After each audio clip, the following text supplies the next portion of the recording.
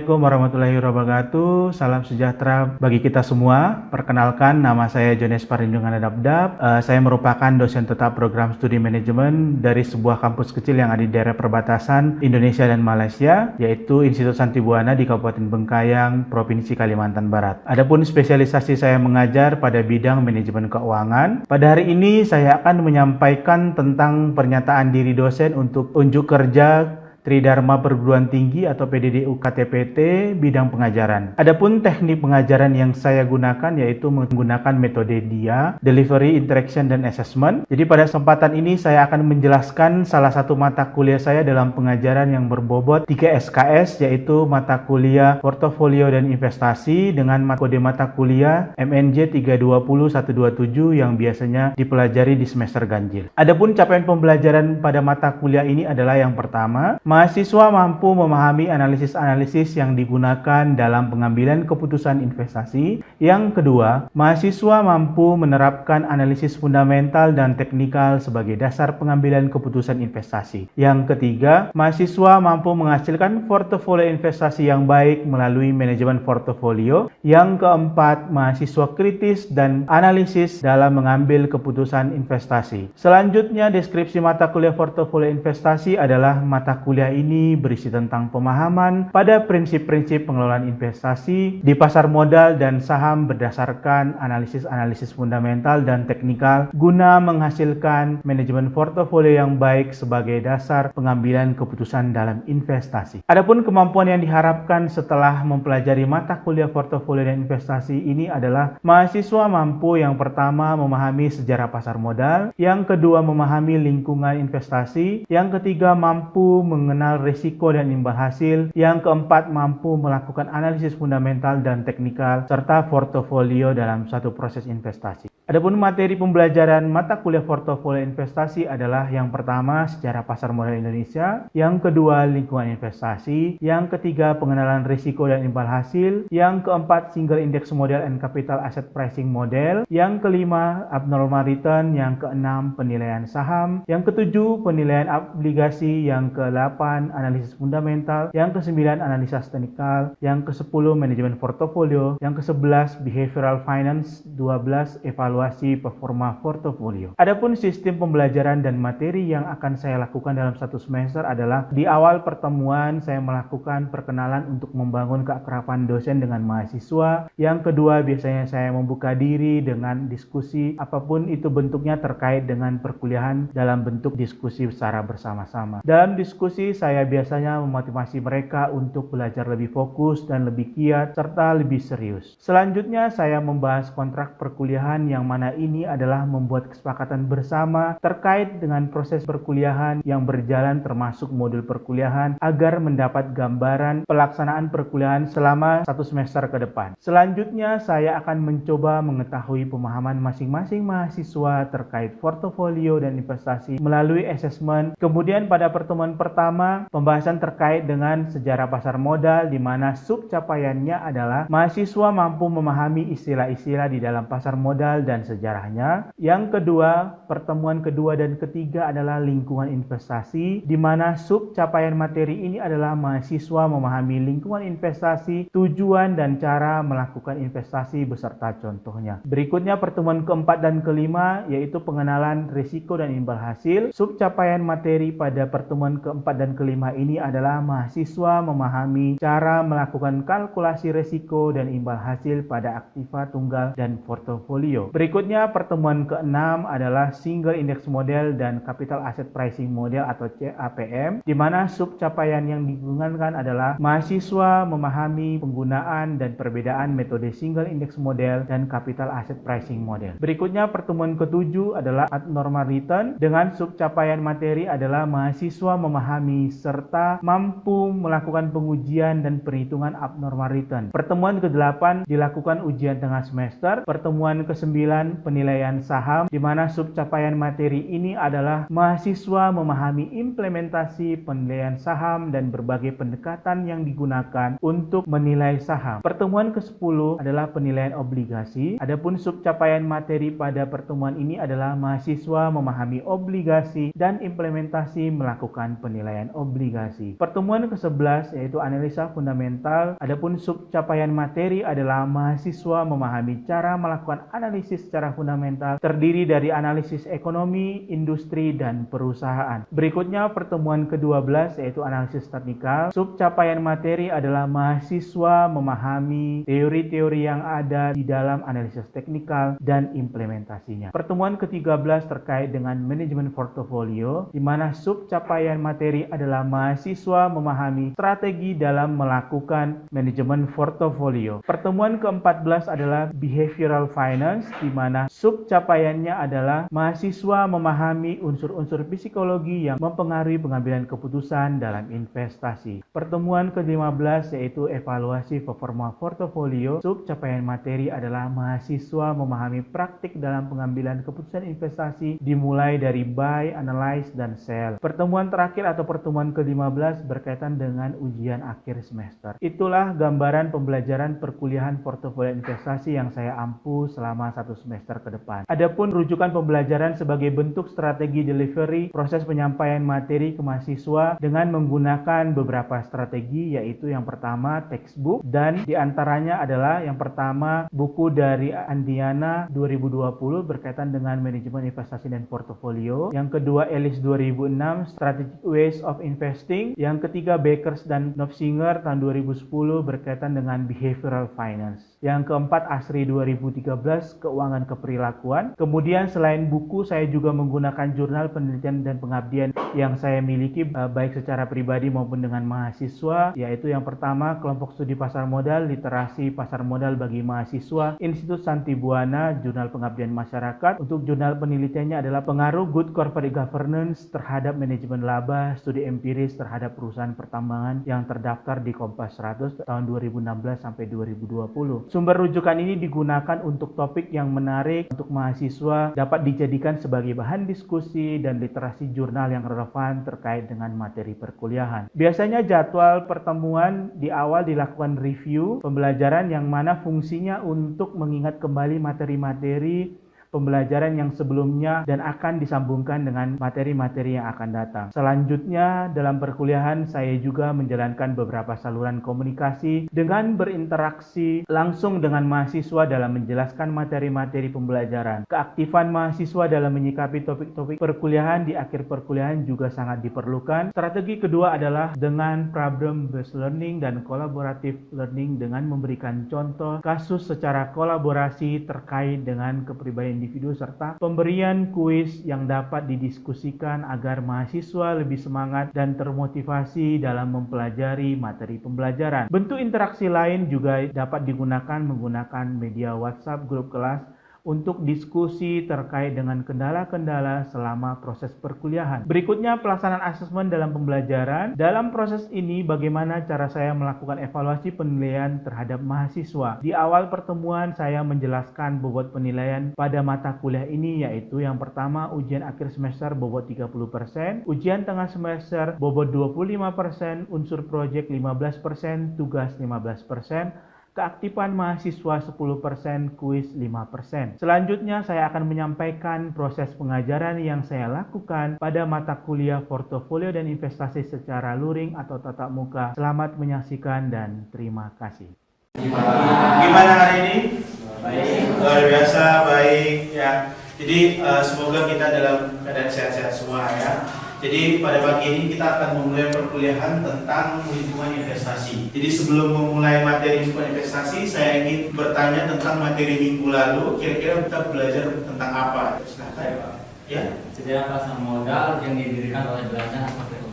Oke, sejarah pasar modal, di mana pasar modal didirikan oleh Belanda atau VOC pada zaman itu. Oke, tepatnya pada tanggal berapa? Ada yang tahu?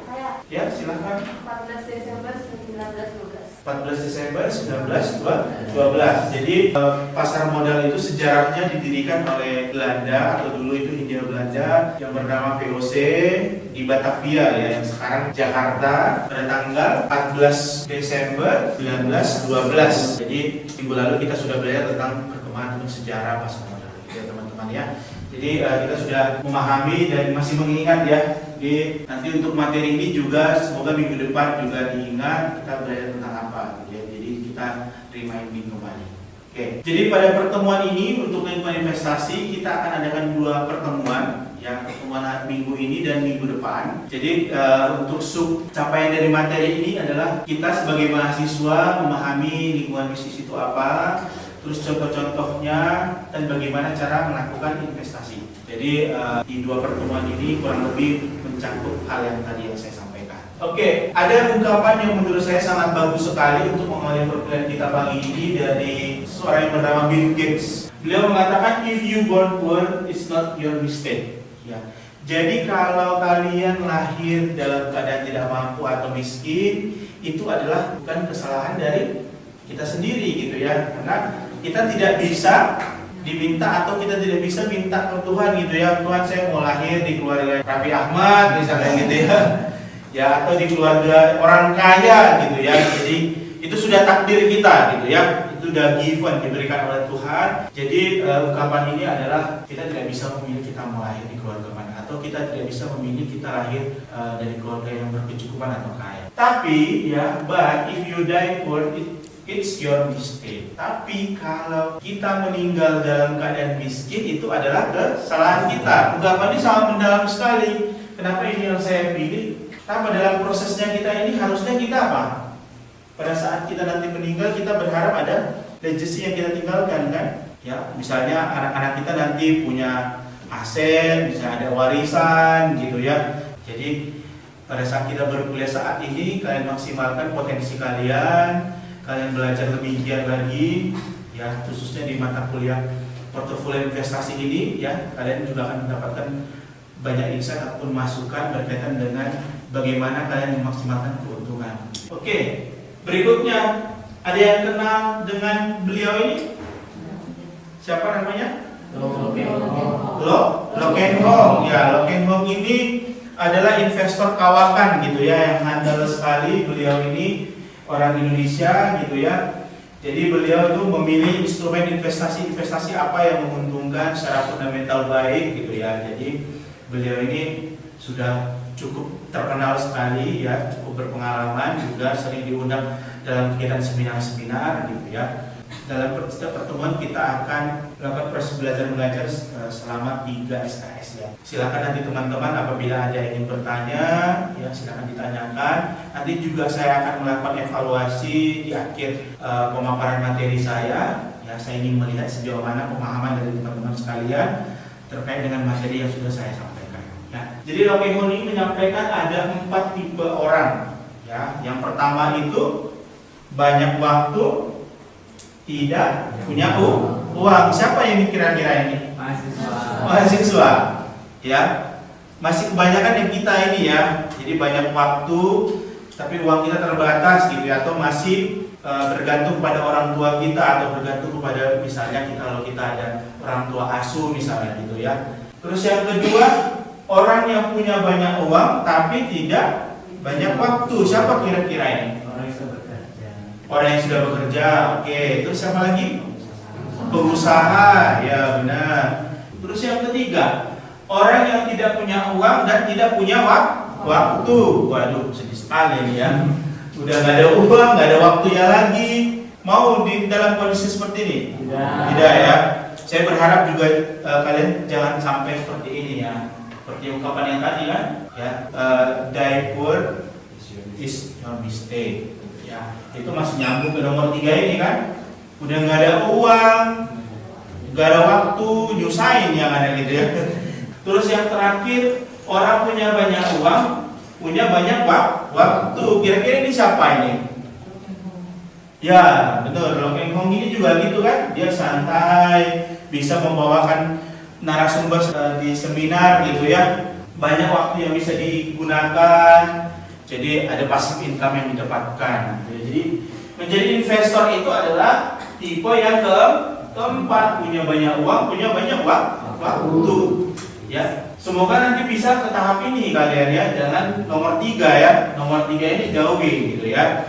Jadi pada mata kuliah ini portofolio investasi khususnya untuk topik lingkungan investasi akan saya jelaskan. Seperti apa contohnya, terus jenis-jenisnya seperti apa, instrumennya apa gitu ya.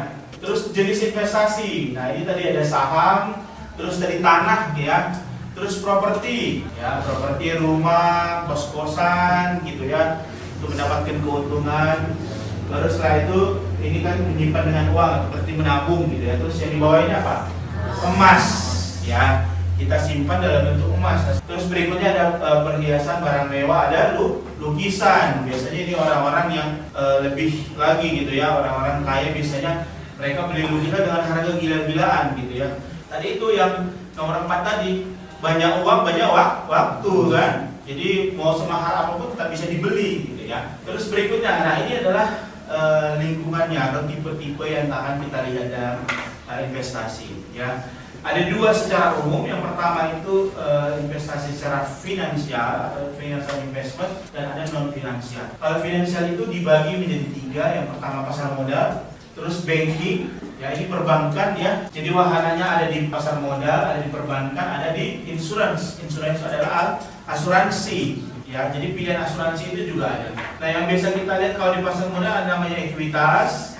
Terus jenisnya itu ada stok atau saham, ada opsi, ada waran. Berikutnya ada fixed income, jadi pendapatan yang sama setiap periode tertentu ya. Jadi bunganya juga sama. Ada bond, ada yang convertible bonds, exchangeable bonds, ini bisa ditukarkan ke penerbit bondnya gitu ya. Nah, untuk yang banking kita biasanya tahunya apa? Deposito ya, ada deposito. Jadi periode tertentu dengan bunganya pasti akan lebih rendah dibandingkan kita di saham gitu ya. Terus sama insurance itu ada unit link ya. Nanti juga ada mata kuliah tertentu untuk membahas tentang asuransi gitu ya. Terus untuk yang non finansial itu biasanya bersifat fisik gitu ya. Yang pertama itu namanya trading atau franchise. Jadi kita menjual franchise ya, kita jual. Baru setelah itu ada komunitas, bisa komunitas emas, minyak gitu ya. Baru setelah itu properti. Properti tadi apa tadi, yang bisa perumahan, ya, bisa tanah, kos-kosan bisa juga gitu ya. Itu ada fisiknya kan? Ya, ada fisiknya. Kalau yang di pasar modal kan kita tidak punya fisiknya. Ya, tapi kita sebagai pemilik atau pemegang saham. Tapi kalau kita di properti atau di non finansial ini namanya real gitu ya. Kelihatan ada barangnya, ada wujudnya gitu ya. Itu adalah secara umum tipe investasi dalam lingkungan investasi. Nah, karakteristiknya seperti apa? Ya, karakteristiknya kita harus pahami dulu. Kalau untuk pasar modal itu keuntungannya ya, kita bisa liquid ya, liquid maksudnya mudah dicairkan menjadi uang ya. Terus capital gain, jadi ada kita dapatkan keuntungan tertentu dalam bentuk capital gain. Baru setelah itu ada dividen yang dibagikan bisa dalam 1 tahun 2 kali atau 1 tahun 1 kali ya. Terus kelemahannya ada risiko ya. Jadi keuntungannya kalau semakin tinggi pasti ada risikonya ya, teman-temannya itu harus diingat. Jadi pada saat kalian memiliki memilih instrumen investasi, kalian pahami dulu saya ini ingin memilih yang mana. Terus keuntungannya dilihat, kalau keuntungannya itu agak tinggi pasti risikonya akan mengikuti ya. Itu sudah otomatis ya. Tidak ada satupun instrumen yang menyediakan dengan keuntungan tinggi, risikonya rendah ya. Terus komoditas tadi ya, liquid juga. Terus kelemahannya risiko gitu ya. Ada berjangka, bisa berjangka, ada komoditas ya. Terus ini perbankan konvensional ya teman-teman ya. Sekarang ada namanya apa? Perbankan digital kan? Ada yang punya bank digital di sini? Kayak Neobank, Cbank. Biasanya orang yang belanja di Shopee, Cbank ya. Terus apa lagi? Line Bank ya, Line Bank. Jadi kan sekarang kita nggak perlu harus datang ke bank kan? Bisa buka dari handphone, kita dari handphone langsung kita buka gitu ya. Jadi ini yang konvensional ya. Jadi masih datang gitu ya, ada produknya. Keuntungannya pasti aman, tapi pendapatannya atau keuntungannya kecil gitu ya, hanya mengamankan aja. Nah, ini keuntungannya kecil, tabungan, deposito ataupun gitu. Ada namanya investasi langsung atau direct investment. Ya, direct investment ini keuntungannya tidak fluktuatif, ya, tidak fluktuatif karena sudah bisa diprediksi begitu ya. Tapi kelemahannya pada saat kita jual membutuhkan waktu yang sangat lama. Ya, tidak liquid. Ya, liquid itu kalau bahasa Indonesia itu cair gitu ya. Mudah dicairkan atau mudah menjadi uang tunai gitu ya, uang tunai Kadang-kadang kan kalau kita jual tanah kan butuh waktu ya, kecuali misalnya ada mau bangun tol, pembebasan lahan pasti cepat. Tapi kalau normalnya pasti butuh waktu. Dibandingkan pada saat kita menjual emas, emas kan kalau emas batangan langsung kita jual gitu ya, bisa dapat uang. Nah, ini adalah profilnya ya. Tadi makanya saya katakan kalau kita ingin mendapatkan keuntungan tertentu, pasti risikonya juga akan tertentu. Jadi kita harus mengingat ungkapan ini ya, high return, high risk. Ya, keuntungan yang tinggi pasti risiko tinggi. Terus keuntungan yang rendah risikonya juga pasti rendah. Tapi selalu saya sampaikan itu adalah keuntungan tertentu akan mendapatkan risiko tertentu kalau yang saat ini gitu ya. Tinggal melihat. Nah, dari tadi yang 3 jenis itu kita petakan lagi mana risiko yang rendah, mana risiko yang tinggi. Kalau yang di bawah ini risiko ya. Yang di bawah ya. Garis horizontal ini resiko, jadi semakin ke kanan dia akan semakin tinggi. Kalau yang vertikal ini adalah return, semakin ke atas dia semakin tinggi. Jadi untuk pasar uang itu yang paling resiko rendah itu ada suku bunga Bank Indonesia, tabungan, giro. Nah dia di sebelah sini, sebelah kiri posisinya yang ini ya, yang sebelah sini. Terus yang untuk resiko yang menengah ya atau di tengah gitu ya masih bisa dijangkau lah ya, masih bisa diminimalisir itu di pasar modal ya. Keuntungannya juga tidak begitu besar sekali gitu ya. Itu ada di obligasi ya, di reksadana dan di stok atau saham ya. Jadi tingkatannya lebih tinggi itu di saham ya, karena kita juga harus pilihannya itu di mana saja gitu, tergantung perusahaannya, kinerjanya. Nah yang paling tinggi itu ada di sini nih, berjangka, karena dia ada kontrak. Ya, terus risikonya tinggi. Tadi ketidakpastian. Misalnya sewaktu-waktu ada bencana alam gitu ya, komoditas sawit misalnya, komoditas minyak misalnya gitu ya. Ada perang. Nah, itu tidak bisa dihindari gitu ya. Nah, kalau teori portofolio yang secara umum ya di manajemen keuangan juga kalian sudah pelajari. Ini teori portofolio modern gitu ya. Kita bisa lihat ini ada ayam gitu ya. Ada di sini ungkapannya don't put your eggs berarti kan telurnya lebih dari satu gitu ya, in one basket ya. Jangan menaruh telur-telurmu di dalam satu keranjang. Jangan berinvestasi di dalam satu instrumen saja. Kenapa? Karena risikonya akan apa? Kalau misalnya instrumen yang kita pilih itu bangkrut ya kita habis semua uangnya. Jadi kita harus diversifikasi. Kita buat di beberapa pilihan lain, bisa di saham, ya, bisa di properti, terus di emas. Jadi kalau misalnya saham lagi turun, emas lagi naik, berarti kan masih bisa gitu ya, masih mengimbangi gitu ya. Saat ini kan emas lebih tinggi ya, harga emas sangat gila-gilaan. Ya. Terus properti juga semakin hari semakin naik, tapi itu juga harus dipilih dari lokasinya, terus dipilih tempatnya strategis atau tidak gitu ya. Investasi bodoh. Ada yang sudah korban investasi bodoh yang menjanjikan berapa? 50.000. Ada lagi yang lebih besar? Nah, berapa? 1 juta. Banyak sekali ya. Jadi banyak ya. Ya banyak informasi-informasi yang simpang siur di grup Telegram, di WhatsApp, biasanya di spam gitu ya. Kadang-kadang kan kita lihat menggiurkan sekali, menarik gitu ya. Jadi kita dengan mengikuti perkuliahan ini, semoga saya berharap kalian memahami bahwa ada yang namanya investasi kok. Oke, sampai di sini ada pertanyaan? Silakan. Ya, silakan. Tadi kan Bapak sudah menjelaskan tentang untuk investasi ya Pak. Pertanyaan, kira-kira bagaimana sih cara pengambilan keputusan yang tepat ketika membeli saham? Oke, bagaimana cara keputusan yang tepat pada saat membeli saham? Tadi sudah saya jelaskan kan ada beberapa, ada wahananya, jangka waktu gitu ya. Jadi pastikan secara fundamental atau secara kinerja perusahaan itu bagus gitu ya. Ada laporan-laporan yang bisa kita lihat, laporan keuangan, terus juga informasi juga banyak ya, ada dari IDX News, kita bisa dapat informasi secara fundamental kinerjanya sudah berapa gitu ya. Itu cara yang paling mudah. Jadi pilih adalah saham-saham yang berfundamental baik gitu ya. Terus sahamnya itu likuiditasnya bagus. Ya, blue chip salah satunya kalau mau aman di LQ45 itu bisa dipilih. Kalau kalian malas untuk menganalisis saham-saham yang lain, pilih aja yang LQ45 itu yang paling mudah. Ya. Oke, ya sama-sama. Oke, ada lagi? Ya, silakan. Tadi kan aku ada jelasin kan tentang investasi, terus jenis investasi yang bagus itu yang Mm-mm. mana. Saya mau nanya, kira-kira kesalahan apa aja sih yang mungkin terjadi dalam investasi, khususnya untuk kami-kami yang memiliki bisnis kecil?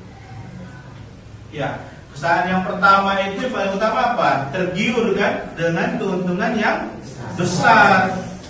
Ya, keuntungan yang besar, terus mudah begitu ya, tidak memerlukan effort yang besar. Lihat aja, kalau misalnya diinformasikan keuntungan dengan modal yang sekian, misalnya 100.000 keuntungan 10 juta, itu udah tinggalkan.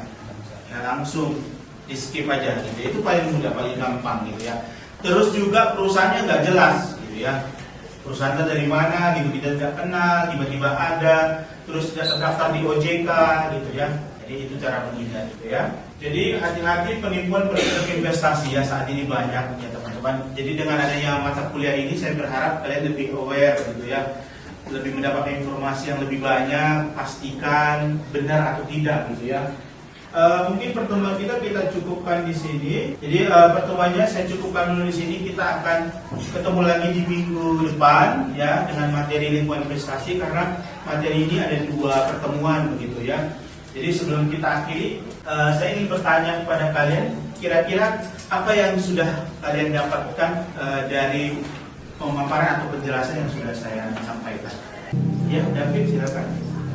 Ketika itu belajar tentang lingkungan investasi. Ya. Kita belajar juga ada 4 tipe orang yang seperti banyak waktu tapi nggak punya uang, terus banyak uang tapi nggak punya waktu, terus ada yang dulunya nggak punya uang, nggak punya waktu, sama yang punya uang dan punya waktu. Terus kita belajar tentang apa itu investasi, terus ada investasi selalu diperhitungkan, sama kita juga belajar siklus investasi di dalamnya. Terus kita juga belajar beberapa cara supaya kita aman waktu investasi, gimana cara mengambil investasi yang baik dan hambatan-hambatannya.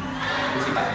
Oke, luar biasa. Terima kasih David. Jadi cukup banyak yang bisa disimak ya. Jadi saya juga sangat senang kalian bisa memahami ya. Jadi kalian bisa memilih kalian di tipe orang yang mana ya. Mungkin saat ini kalian di tipe yang pertama gitu, banyak waktu, tidak ada uang, tapi jangan berkecil hati gitu ya. Masih perlu proses yang panjang gitu ya. Oke, ada lagi yang ingin menyampaikan apa yang sudah didapatkan? Tadi ada satu hal yang menarik yang saya dapatkan dari setengah pelajaran tadi, bahwa semakin tinggi keuntungan yang kita inginkan, maka risiko yang kita dapatkan juga otomatis semakin meningkat. Dan juga tadi ada dijelaskan ada kurang lebih ada 5 alasan kenapa kita perlu investasi. Yang pertama itu karena adanya keinginan, kemudian yang kedua inflasi, yang ketiga peningkatan nilai kekayaan, kemudian yang keempat ada ketidakpastian di masa yang akan datang, yang kelima ada instrumen investasi. Ya, terima kasih. Jadi tadi ada 5 ya siklus itu atau 5 caranya. Yang pertama ada dulu keinginan dari diri sendiri, terus investasi, terus wahananya apa, dipilih dulu instrumennya begitu ya. Jadi itu sudah mencakup semua. Jadi jangan sampai kalian salah. Dan kita seperti ini, kalian juga memahami jenis-jenis investasi apa. Jangan hanya menabung saja yang dipahami begitu, atau jangan-jangan uangnya disimpan di dompet gitu ya. Bisa jadi pada saat di asrama hilang gitu ya, kececer atau gimana gitu ya. Oke, terima kasih untuk hari ini waktunya ya. Presensinya tadi sudah diisi semua ya. Nanti minta tolong ketua kelas kumpulkan. Sampai ketemu minggu depan ya. Saya berharap kalian juga mempelajari materi minggu depan supaya pada saat minggu depan kita sudah bisa memulai perkuliahan dengan baik. Terima kasih, selamat pagi. Terima kasih. Sama-sama.